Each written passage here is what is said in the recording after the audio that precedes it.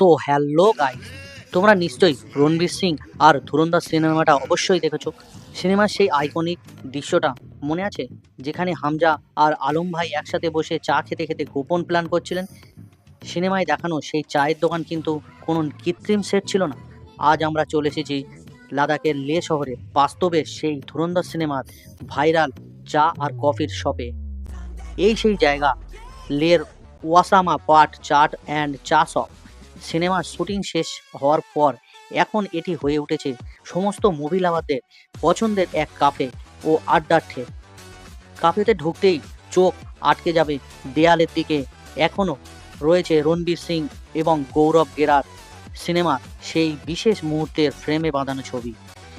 যেই বেঞ্চে বসে হামজা আর আলম ভাইয়ের সেই বিখ্যাত কথোপকথন হয়েছিল, ঠিক সেখানে বসে আজ আমি এক কাপ গরম ধুরন্ধর স্পেশাল চা খেতে এসেছি। এখানে শুধু সিনেমাটিক মেমোরি নয়, এখানকার পরিবেশ আর কফির টেস্টও কিন্তু দুর্দান্ত।